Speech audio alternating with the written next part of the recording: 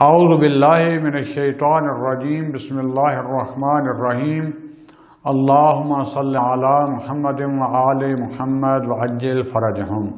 السلام علیکم ورحمۃ اللہ وبرکاتہ۔ ہماری بحث چل رہی تھی کتاب محاضرات فی الالہیات آیت اللہ العظمی جعفر سبحانی میں، اور ہماری آج کی بحث کا جو عنوان ہے وہ ہے متکلمین کے نزدیک لطف کا واجب ہونا۔ یہ ایک انتہائی علمی ذرا دقیق بحث ہے، اگرچہ چھوٹی سی ہے، لمبی بحث نہیں ہے، لیکن ذرا دقیق ہے۔ اس کا مطلب کیا ہے؟ یعنی جو ہم نے حسن و قبح عقلی، کیونکہ بار بار میں دہرا رہا ہوں، جو علمی ذوق رکھنے والے ہیں، بنیادی اختلافات جو پائے جاتے ہیں کہ ہم عدلیہ شیعہ ہوں یا اہل سنت میں سے معتزلہ، یہ کہتے ہیں حسن و قبح عقلی کے قائل تھے بعض اشیاء کے۔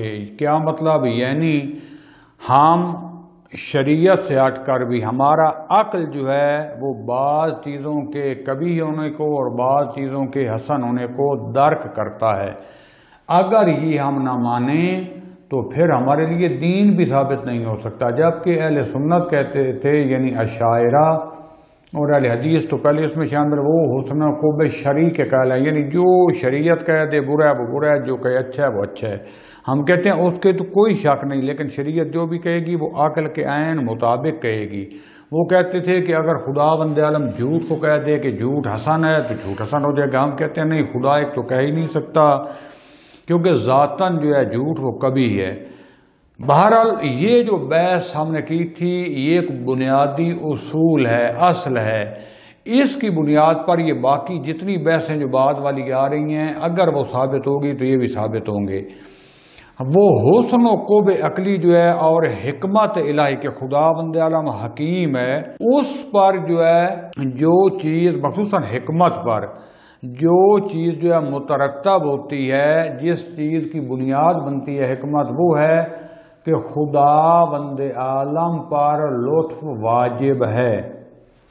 آیا لطف ہم خدا پر واجب کر رہے ہیں؟ نہیں، ہم نے جو خدا کی صفات پڑھی ہیں، درک کی ہیں، جو خدا بند عالم نے ہمیں تعلیمات دی ہے، اپنی ذات کے متعلق جو بتایا ہے، عقل اس سے نتیجہ نکالتی ہے کہ خدا بند عالم کبھی ظلم بھی نہیں کرتا، مہمل بھی نہیں چھوڑتا، بلکہ خدا بند عالم لطف کرتا ہے اپنی مخلوق کو۔ جیسے کہ خدا بند عالم نے خلق کر کے، یعنی جو خلق کیا انسان کو اور پھر تمام جہان کو، یہ خدا کا لطف ہے۔ ورنہ ہم کیا تھے؟ یا ہم خدا پر کوئی خدا نہ خواستہ جرمانہ لگانے کے قابل تھے؟ نعوذ باللہ ثم نعوذ باللہ تعالی اللہ عن ذالک۔ ہماری تو جرات ہی نہیں ہے، اصل ہم کچھ بھی نہیں تھے۔ یہ جو خدا نے ہمیں وجود دیا، زندگی دی، پھر مسلمان بنایا، انسان بنایا، اور پھر جس کو مخصوصاً محمد و آل محمد کا پیروکار بنایا، یہ سارا خدا کا لطف ہے۔ اسی طریقے سے یہاں اصل بحث یہ ہے کہ خدا بند عالم خلق کرنے کے بعد ایسے ہی مہمل نہیں چھوڑ دیتا کہ آپ خود ہی عبادت کرو، خود ہی یہ کرو، صرف اللہ نے احکام لکھ کر بھیج دیے ہوں اور اس کے بعد بس چھوڑ دیا۔ نہیں، اللہ تعالیٰ ہر وہ چیز جو ضروری ہے ہماری زندگی کے لیے، ہمارے سعادت تک پہنچنے کے لیے ضروری ہے، یعنی خدا نے واجبت علیہم الرحمہ، خدا بند عالم نے اپنے اوپر واجبت علیہم الرحمہ، خدا نے اپنے اوپر رحمت کو واجب قرار دیا ہے، خود خدا کہہ رہا ہے ضروری قرار دی ہے۔ لہذا لطف کیا ہے کہ جس چیز کی ہمیں ضرورت ہے، جو چیز بھی ہمیں خدا کی اطاعت کے نزدیک کرے اور خدا کی معصیت سے دور کرے، اس چیز کو ہم کہیں گے لطف۔ اب میں اس کی دقیق جو ہے بحث کی طرف آتا ہوں۔ یہ مقدمہ ہو گیا۔ لطف ہے کیا؟ متکلمین کیا کہتے ہیں؟ متکلم کہتے ہیں کہ مکلف کو، مکلف جس کو کہتے ہیں یعنی جس کے اوپر تکلیف کی گئی ہے، کہتے ہیں نا یہ سن تکلیف کو پہنچ گیا۔ جب انسان بالغ ہو جاتا ہے تو کچھ احکام واجب ہو جاتے ہیں۔ خدا بند عالم ہر وہ چیز کہ جو مکلف کو، جو انسان کو خدا کی اطاعت کے نزدیک کرے اور خدا بند عالم کی معصیت سے دور کرے، اس کو کیا کہیں گے؟ ہم اس کو لطف کہیں گے۔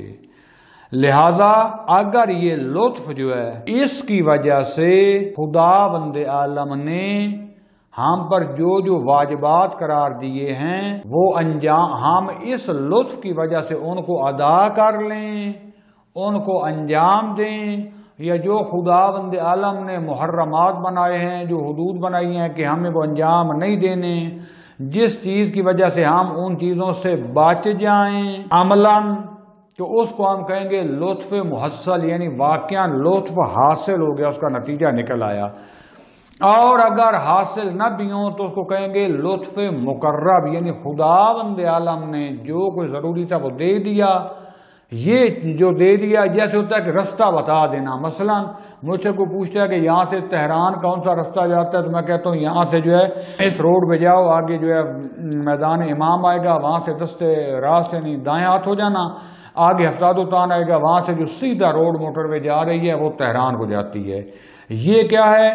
اب اگر اس کی میرے بتانے رہنمائی کی وجہ سے وہ چلا جائے، پہنچ جائے، تو اس کو کہیں گے لطف محصل۔ اور اگر وہ سمجھ تو جائے، میں نے رستہ بھی اس کو بتا دیا ہے، بعض وہ کہتا ہے کیسے جو میں اس کو ٹیکسی بھی کر کے دے دی، اور ٹیکسی جو رستے میں جا کہتے ہیں یار مجھے ایک اور کام یاد آ گیا، وہ رستہ بھی چھوڑ دیتا ہے، ٹیکسی بھی چھوڑ دیتا ہے، اور خود کہیں اور چلا جاتا ہے، تو اگرچہ وہ تہران پہنچا نہیں ہے، لیکن یہ جو میں نے رہنمائی کی تھی ٹیکسی کر کے دینا اور اس کو یہ رستہ بتانا، اس کو کہیں گے لطف مقرب، یعنی یہ ایسا لطف تھا جو میں نے کام کیا، جس نے قریب تو کر دیا تھا ہدف اور مقصد کے، لیکن اب وہ اپنی مرضی سے نہیں گیا، تو یہ لطف تھا، بہرحال یہ ایک اچھائی تھی۔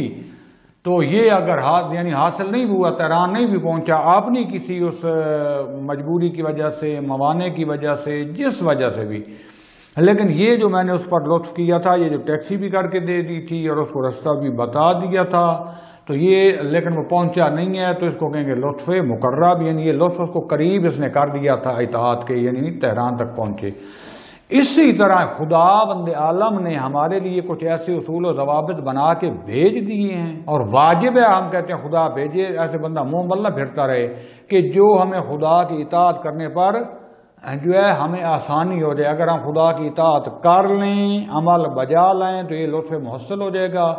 اگر ہم عمل نہ کریں، کیونکہ اختیار ہے صرف خدا نے رہنمائی یعنی ایسا ہمارے لیے ماحول بنا دیا کہ ہم آسانی سے انجام دے سکیں، لیکن ہم نے پھر بھی نہ دیا، تو اس کو لطف مقرب کہیں گے، یعنی قریب کرنے والا۔ لہذا سید مرتضیٰ جو ہے الذخیرہ فی الکلام میں فرماتے ہیں صفحہ 186 پر کہ لطف ایک ایسی چیز ہے کہ جو اطاعت کی طرف بلاتی ہے، وہ چیز اطاعت کی طرف انسان کو راغب کرتی ہے، اور اس کی دو قسمیں ہیں، یہ دو قسموں میں تقسیم ہوتا ہے۔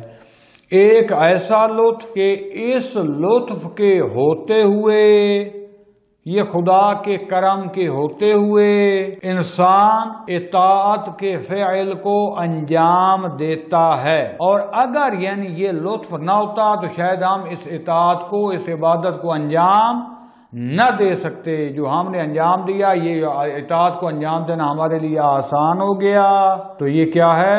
یہ اصل لطف ہے، کیا ہم نے یہ عمل اپنے اختیار سے کیا ہے، لیکن خدا نے کچھ ایسی رہنمائی فرما دی تھی، ایسا ہمارے لیے آسان رستہ متوجہ کر دیا تھا کہ ہم جو ہے اس کو بھولے نہیں، بلکہ اس کو اپنے دل کے ساتھ، دل کی اتھاہ گہرائیوں کے ساتھ اس کو انجام دیں۔ اور دوسرا جو لطف کی دوسری قسم ہے کہ مکلف جو ہے اپنے فعل کے انجام دینے کے نزدیک کرے، یعنی انسان کو اتنی یہ لطف اس قابل بنا دے کہ یہ آسانی سے اپنے فعل کو انجام دے سکے، اگرچہ یہ انجام نہ بھی دے لیکن اس کے لیے آسانی پیدا کر دے۔ لیکن ان دونوں قسموں کے لطف میں جو ہے یہ صرف خداوند عالم ایک ایسا لطف کرتا ہے جس سے انسان میں انگیزہ پیدا ہوتا ہے، انسان میں رغبت پیدا ہوتی ہے۔ اب سادہ ترین انداز بتا دوں، بعض احکام تو خداوند عالم نے ہمارے لیے بیان کر دیے ہیں کہ یہ کام انجام دو۔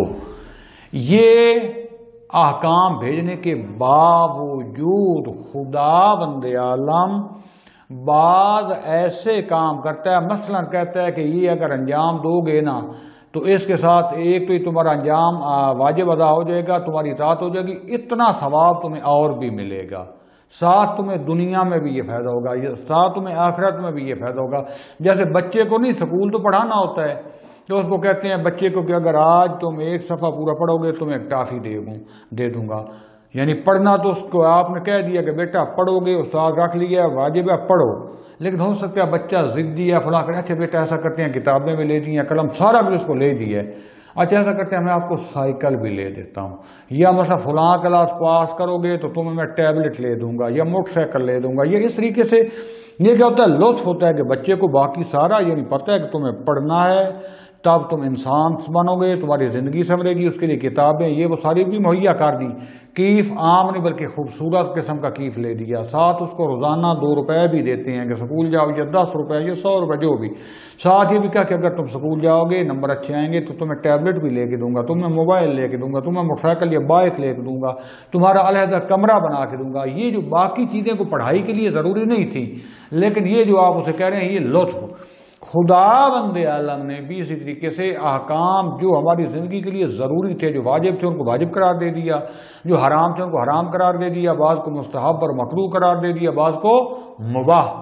اس کے باوجود خداوند عالم بعض ایسا کام ہمارے ساتھ کرتا ہے، رہنمائی کرتا ہے کہ ہمارا دل کرتا ہے، یعنی آسان ہو جاتا ہے اس فعل کا ادا کرنا. لہذا متکلمین عدلیہ کہتے ہیں کہ خداوند عالم کو رحیم و غفور الرحیم ہے، خداوند عالم دائم الفیض ہے، وہ اپنی مخلوق کو فیض پہنچانا چاہتا ہے، لہذا اس پر واجب ہے کیونکہ وہ ہمارا خدا ہے، وہ ہم پر محبت کرتا ہے، وہ ہمیں جہنم سے بچانا چاہتا ہے، وہ ہمیں معصیت سے بچانا چاہتا ہے، وہ ہمیں اطاعت کے راستے پر لانا چاہتا ہے. لہذا اس پر واجب ہے اس کی ذات پر خدا ہونے کے ناطے، یعنی خدا ایسا ہونا چاہیے کہ اپنے بندوں کو اطاعت کی طرف لانے کے لیے جو چیز بھی ضروری ہو وہ بھی انجام دے. اس کو کہتے ہیں لطف. ہاں مدریہ کہتے ہیں خدا پر لطف واجب ہے، اشاعرہ کہتے ہیں لطف واجب نہیں ہے. اب جو ہے کیوں ہم کہتے ہیں لطف واجب ہے، اس کی کوئی دلیل ہے ہمارے پاس، میں اب جناب کے سامنے دلیل پیش کرتا ہوں. اور بھی دلیلیں آئی ہیں، میں جو ہے شفتہ رفتہ ایک ہی دلیل آپ کے سامنے پیش کرتے ہیں. وہ یہ کیا کہ لطف کی آپ کو سمجھ آ گئی کہ لطف کیا ہوتا ہے. تو دلیل یہ ہے کہ لطف کو ترک کرنا، لطف کا نہ کرنا، خداوند عالم نے جو اپنے بندوں کو خلق کرنے کے بعد کی ذمہ داریاں لگائی ہیں، یہ ذمہ داریاں بیان کی ہیں خدا نے خلق کرنے کے بعد. کیوں ذمہ داریاں بیان کی ہیں؟ خاص ہدف کے لیے. اگر یہ ذمہ داریاں بیان کرنے کے بعد خدا لطف نہیں کرتا، یعنی یہ ذمہ داری انجام دینے میں آسانی پیدا کرنے کے لیے کہ خداوند عالم جو ہے لطف نہیں کرتا، تو یہ اس غرض کے متعارض ہے، یہ خدا کی غرض سے ٹکراتے ہیں. خداوند عالم نے یہ ساری ذمہ داریاں، یہ احکام انسانوں کو دیے ہیں کہ یہ سعادت پر پہنچیں، اور یہ غرض ہو گئی. اب خداوند عالم یہ احکام سارے نازل کر کے لطف نہیں کرتا کہ جس سے انسانوں کو رغبت پیدا ہو اطاعت انجام دینے میں، سعادت تک پہنچنے میں. تو اس کا مطلب ہے خداوند عالم نعوذ باللہ جان بوجھ کر سعادت پر نہیں پہنچانا چاہتا، یہ ناقض غرض ہے. ادھر سے ہم کہتے ہیں کہ خداوند عالم سعادت پر پہنچانا چاہتا ہے، اور جو چیز ضروری ہے کہ جو ان ذمہ داریوں کو، ان عبادات کے انجام دینے میں آسانی پیدا کرے، خدا ہونے کے ناطے اس پر ضروری ہے کیونکہ وہ ہمارا خدا ہے کہ وہ ہمیں دے، وہ ہم پر لطف کرے، تاکہ ہم، خدا چاہتا ہے کہ ہم منزل پر پہنچیں، سعادت پر پہنچیں. اور اگر اس کے باوجود خدا کو پتہ ہے کہ یہ نہ ہونے کے باوجود یہ سارے منزل تک نہیں پہنچ سکیں گے، تو پھر جو ہے یہ خدا کی غرض کا نقض ہے. خدا یعنی اس کا مطلب ہے نہیں چاہتا، اور یہ نقض غرض کبھی ہی ہوتی ہے. اور خداوند عالم جو حکیم ہے اس سے کبھی اعمال انجام نہیں کبھی بھی ہم پہلے ثابت کر چکے ہیں کہ کبھی اعمال انجام نہیں دیتا. پس کیا خلاصہ ہو گیا؟ خداوند عالم نے انسانوں کو خلق کیا امتحان کے لیے، اور امتحان کے بعد بتایا کہ میں تمہیں سعادت تک پہنچانا چاہتا ہوں. یہ خدا کی غرض ہے، یہ خدا کا ہدف اور مقصد ہے، اور یہ ہدف اور مقصد ہمارے فائدے کے لیے. اب یہ خدا کا ہدف ہو گیا، غرض ہو گئی ہماری خلقت سے. اب اگر یہ خدا کو پتہ بھی ہے کہ صرف میرے یہ بیان کرنے سے انسان کی طبیعت ایسی ہے، مادہ میں رہتا ہے، تو یہ نہیں کرے گا، بلکہ اگر ان کو مزید کچھ جو ہے اس طرح سے جو ہے چیزیں میں دے دوں، جیسے بچے کو لالچ دیا جاتا ہے تو تھوڑا سا ان کو دے دوں تو یہ آسانی سے یہ راغب ہو جائیں گے عمل انجام دینے کے لیے، تو خدا بند عالم کو یہ کرنا چاہیے، کیونکہ اگر خدا نہیں کرے گا تو خدا کی نقض غرض ہو جائے گی، یعنی خدا پر نہیں چاہتا کہ واقعی یہ سعادت پر پہنچے، اور نقض غرض کبھی ہے، اور خدا بند عالم کیونکہ حکیم ہے وہ کبھی اعمال انجام نہیں دیتا۔ یہ ہوگی دلیل۔ محقق بحرانی جو ہے وہ قواعد المرام میں صفحہ 117 سے 18 میں فرماتے ہیں کہ اگر جو ہے اخلال باللطف، وہ فارسی میں یہ عبارت بنتی ہے کہ اگر اخلال باللطف بحسب حکمت جائز باشد، یعنی لطف میں خلل انداز ہونا، لطف کو توڑنا اگر خدا کی حکمت میں جائز ہو، در فرضی کی حکیم از لطف خودداری کند با غرض او تناقض دارد، تو کہتے ہیں اس فرض میں حکیم جو ہے اگر وہ لطف سے خودداری کرے یعنی لطف نہ کرے تو یہ تو اس کی غرض سے متناقض ہے۔ وچون لازم یعنی نقض غرض کرنا یہ باطل ہے، تو ملزوم جو ہے یعنی لطف سے خودداری کرنا یہ بھی باطل ہے۔ یہ عبارت بڑی گھجلک سی ہے، اس کی میں توضیح دیتا ہوں۔ پہلے جو منطقی طور پر پہلے ہم ملازمہ بیان کرتے ہیں کہ ان دونوں کے درمیان ملازمہ کیا ہے، پھر اس کا لازم کیا ہے۔ اس کو یہ منطقی والے بھی سمجھ جائیں گے، سادہ اس میں انداز میں بھی میں بیان کر دوں گا۔ کہتے ہیں کہ خدا بند عالم جو ہے وہ مکلف سے یعنی انسانوں سے کیا چاہتا ہے؟ اطاعت چاہتا ہے۔ یہ ایک صاف سی اور واضح سی بات ہے۔ خدا کبھی بھی نہیں چاہتا کہ ہم اس کی سرکشی کریں، ہم اس کی حکم عدولی کریں۔ خدا مکلف سے کیا چاہتا ہے؟ اطاعت چاہتا ہے۔ اور اگر خدا بند عالم جانتا ہو کہ یہ مکلف جو ہے، یہ مکلف جس کو تکلیف دی گئی ہے، یہ اس اطاعت کو انجام نہیں دے گا، یہ اس اطاعت کے قریب نہ ہوگا مگر یہ کہ میں کچھ ایسا کام کروں جو لطف ہو کہ جس کی وجہ سے اس کے قریب آ جائے۔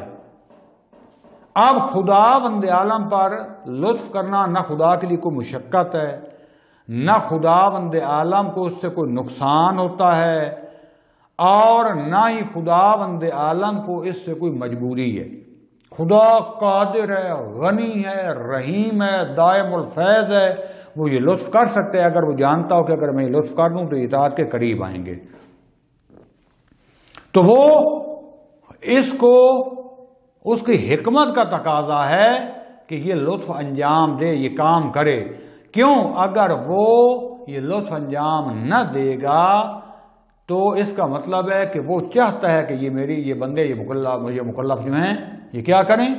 یہ میری حکم عدولی کریں، یہ میری حکم کی یہ فرما برداری نہ کریں۔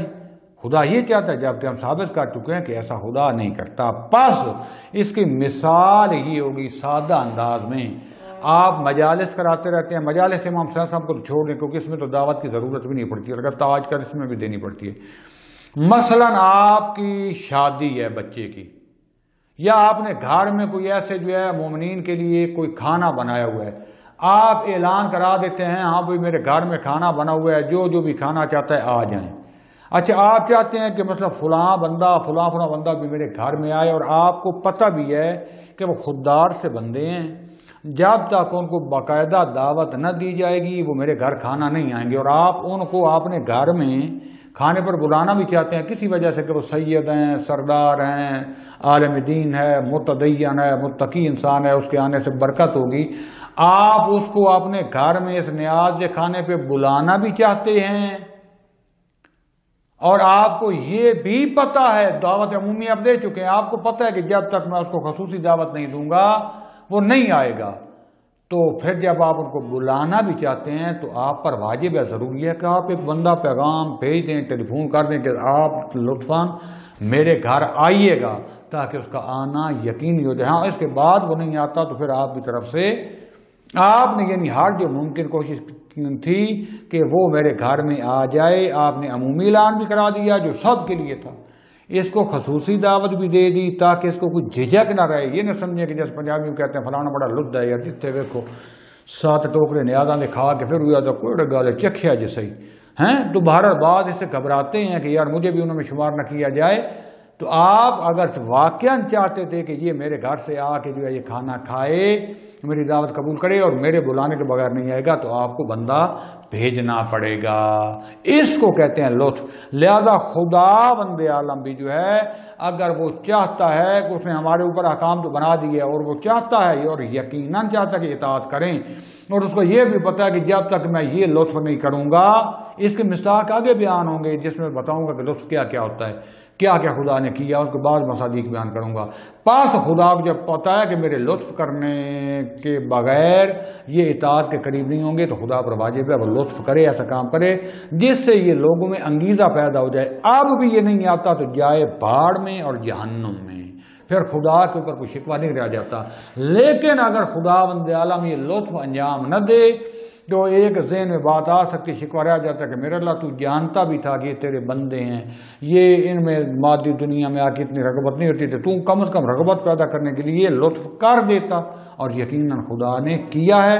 اب اس کے باوجود جو پھر اس طرف نہیں آتا، یعنی خدا بند عالم نے دین کا نظام بنا کے دیا ہے سارا، اب اس کے باوجود جو اس نظام کے قریب نہیں آتا، کبھی جمہوریت کے پیچھے، کبھی سیکولرزم کے پیچھے بھاگ رہا ہے۔ ایک یہ بات ہے کہ مجبوری یہ رہ رہا ہے، یہ علیحدہ بات ہے۔ ایک بات ہے کہ جو نظام امامت خدا نے بنا کے دیا ہے، جو آج کل مراجع اور ولی فقیہ کی صورت میں اس کے تحت نہیں آتا، یا خود جو امام خدا نے بنایا اس کے تحت نہیں آیا، تو پھر جائے جہاں اس کا حقیقی رستہ بنتا ہے۔ پاس بتلا یہ ہو گیا ملازمہ اور منطقی کے حوالے میں، یہ جو طالب علم بیٹھے ان کے لیے بیان بطلان لازم، یعنی لازم کیسے باطل ہے کہ عقلاء جو ہیں وہ نقض غرض کو، یعنی غرض کے توڑنے کو، غرض کے خلاف کرنے کو کیا صفاحت کرتے ہیں۔ صفات حکمت کی ضد ہے اور نقص ہے، اور نقص خدا بند عالم کے اوپر محال ہے کیونکہ وہ حکیم ہے، اس میں نقص نہیں پایا جاتا۔ یہ کلی سی بحث تھی لطف کیا ہے اور لطف کی دلیل کیا ہے۔ اب جو ہے لطف کی شرائط بھی رکھی ہیں، دو شرائط بیان کی ہیں کہ لطف کی کس شرائط میں لطف ہوتا ہے۔ لطف جو ہوتا ہے اس کی پہلی شرط ہے کہ یہ لطف انسان کو قدرت نہیں دیتا حرام کے چھوڑنے پر یا اطاعت کے انجام دینے پر، یعنی قدرت نہیں دیتا بلکہ رغبت کی حد تک ہوتا ہے۔ جیسے بتایا تھا کہ جو بچہ پڑھ رہا ہے سکول، آپ نے اس کو دوات قلم سارا لے دی، لیکن اس کو رغبت دلانے کے لیے اچھا اس کو بیگ لے کے دیا، اس کو بائک بھی لے کر دی، روزانہ اس کو پیسے بھی دیتے ہیں، پھر وعدہ بھی کیا کہ اگر پاس ہو جاؤ گے تو میں بیٹا تمہیں یہ چیز لے کے دوں گا، تمہیں مری کی سیر پر لے کے جاؤں گا، تمہیں امام حسین صاحب کی یا امام رضا صاحب کی زیارت پر بھیجوں گا۔ اس طریقے سے یہ لطف ہے تاکہ بچہ شوق سے پڑھے۔ ٹھیک ہے، قدرت کیا ہے؟ جیسے آپ نے ٹیچر رکھ کر دے دیا، اگرچہ وہ بھی لطف ہے۔ یہ ہم جو لطف کہتے ہیں، یہ لطف انسان کو جو ہے قدرت نہیں دیتا کہ حرام کو حتماً چھوڑ دے اور اطاعت کو حتماً انجام دے، بلکہ یہ انسان میں رغبت پیدا کرتا ہے، انسان کے لیے آسانی پیدا کر دیتا ہے۔ کیوں؟ کیونکہ اگر قدرت دے دے جیسے انسان مجبور ہے کہ حتماً انسان نے یہ کرنا اور حتماً انسان نے یہ نہیں کرنا، تو یہ تو مجبور عاجز ہو جائے گا، اور عاجز کے لیے جو ہے عاجز اصلا مکلف نہیں ہوتا، اور جو مکلف نہ ہو اس کے لیے پھر لطف کرنا بھی کوئی مسئلہ ضروری بھی نہیں ہے، اصلا لازم نہیں ہے۔ دوسری شرط جو ہے وہ یہ ہے کہ یہ لطف انسان کو مجبور نہ کرے۔ پہلے تھا قدرت نہ دے، طاقت نہ دے، عاجز نہ کر دے، دوسرا یہ ہے کہ اس کو مجبور نہ کرے، کیونکہ جب مجبور کر دے یعنی اللہ تعالیٰ ایسا کرے کہ حتماً یہ نماز پڑھے، حتماً روزہ رکھے اور حتماً اس برائی سے بچے، تو پھر بھی تکلیف ختم ہو جائے گی، پھر یہ لطف نہیں رہے گا۔ اور پھر یہ جو آزمائش ہے، خدا بند جو مصیبتیں نازل کرتا ہے، ہم سے جو ہے آزمائشیں لیتا ہے، پھر تو ان کا فلسفہ ہی ختم ہو جائے گا۔ لہذا لطف وہ ہے کہ جو صرف انسان کو اطاعت کے قریب اور حرمت سے دور ہونے کی رغبت دے، اس پر ابھارے، کیونکہ ادھر سے شیطان بھی ہے نا، شیطان برائی کی طرف سے ان النفس لامارۃ بالسوء الا ما رحم ربی، شیطان ابھارتا ہے برائی کی طرف، رحمان جو لطف کرتا ہے یہ ابھارتا ہے اطاعت کی طرف، لیکن مجبور انسان کو نہیں کرتا، اس کو لطف کرتے ہیں۔ لہذا اب یہ جو عشائرہ کا مشہور ترین اہل سنت کا اشکال ہے وہ بھی واضح ہو جائے گا، اس کا جواب بھی، کیونکہ وہ کہتے تھے کہ لطف جو ہے خدا بند عالم پر اگر واجب ہو تو پھر دنیا میں کوئی گناہ گار ہونا ہی نہیں چاہیے۔ کیوں؟ کیونکہ کوئی بھی ایسا مکلف نہیں ہے مگر یہ ہے کہ خدا بند عالم جو ہے اس پر اپنا لطف کرتا ہے، کیونکہ خدا پر واجب ہوگا نا لطف، اور خدا پھر اپنے ہر بندے پر اوپر جو ہے وہ لطف انجام دیتا ہے، اور جب لطف ہوگا تو پھر انسان حتماً جو ہے اطاعت کو انجام دے گا اور برائی سے بچے گا۔ تو اس کا پھر جواب واضح ہو گیا کہ خدا بند عالم کی قدرت مطلق ہے فی نفسہ ہی، اس میں ہمیں کوئی اشکال نہیں ہے، لیکن خدا بند عالم نے جو انسان کو قدرت دی ہے اس کو مقید کیا ہے اختیار کے ساتھ، ارادے کے ساتھ، کہ انسان جو کام بھی چاہے اطاعت کا کرے گا، چاہے برائی کا کرے گا، چاہے ان سے بچے گا، یہ خدا بند عالم کی دی ہوئی قدرت سے ہی کرے گا، لیکن ساتھ اپنا اختیار اور ارادہ استعمال کرتے ہوئے۔ لہذا یہ لطف انسان کو، وہ جو کہتے ہیں کہ اگر خدا کا لطف ہوتا تو کوئی بھی بندہ پھر جو ہے گناہ گار نہ ہوتا، سب مطیع ہوتے۔ تو ہم نے پہلے عرض کر دیا کہ لطف انسان کو مجبور نہیں کرتا بلکہ رغبت دیتا ہے تاکہ آسانی کے ساتھ یہ فعل انجام دے لے، اگر نہ دے تو خدا بند عالم کی طرف سے کوئی مجبوری نہیں ہے، بلکہ خدا نے یہاں اختیار اور ارادہ دیا ہوا ہے، اس کا حساب و کتاب اس کو دینا پڑے گا۔ اب یہاں پر آخری جو بحث ہے، مختلف جو ہے لطف کی جو ہے خدا جو ہے نا قسمیں بیان کی ہیں، تو اس میں سے میں مختصراً بیان کر دیتا ہوں۔ ایک لطف جو ہے یا فعل جو ہے وہ خدا بند عالم کا ہے، جس کو ہم کہتے ہیں یہ خدا کا لطف ہے، اس کی ذات سے ہے، اور وہ اپنی حکمت کی وجہ سے اس پر لطف واجب ہے، اس کے حکیم ہونے کی وجہ سے اس کے اوپر لطف واجب ہے، اور وہ یہ لطف کرتا ہے مثلاً پیغمبر جو ہیں ان کو مبعوث کرنا، یہ خدا کا لطف ہے، اس کا تعلق خدا کی ذات سے، یہ فعل خدا ہے۔ یہ کس کا فعل ہے؟ خدا کا فعل ہے کہ ہمارے لیے پیغمبر بھیجے جو صرف تعلیمات نہ دے، ورنہ خدا قرآن کی کتاب ویسے ہی بھیج سکتا تھا، لاؤڈ سپیکر کے ذریعے بتا سکتا تھا۔ خدا نے پیغمبر کو بھیجا جو وحی کو بھی لے کے آیا، جو خدا اور بندوں کے درمیان رابطہ ہے، اتنا اس کا سہ وجودی تھا، جس کا ایک جنبہ مادی ہے، ایک روحانی جو ہے وہ خدا کی طرف اس سے تعلق ہے۔ تو اس نے وہی وصول بھی کی، ہم تک پہنچائی، پھر ہمیں تفصیل اس کی کر کے بتائی، پھر اس کو عمل کر کے بھی دکھایا۔ یہ خدا کا لطف ہے، ایسا نہیں تھا ہم اعتراض کرتے رہتے یہ کون کر سکتا ہوتا، لہذا اس نے انبیاء کو بھیجا جنہوں نے عملاً یہ افعال انجام دے کے ہمیں جو ہے یہ سارا سکھایا۔ اگر خدا بند عالم یہ نبی اور انبیاء نہ بھیجتا تو یہ نقد غرض تھی کیا، یعنی پھر خدا میں سعادت تک پہنچانے نہیں چاہتا، ویسے خدا کا کہہ دیتا۔ لہذا خدا بند عالم کیونکہ حکیم ہے، اس نے انبیاء بھیجے جنہوں نے ہمیں یہ سارا رستہ بتایا، اس نے جیسے روزہ، نماز، فلاں سارا ہم پر واجب کیا، یہ بھی لطف ہے۔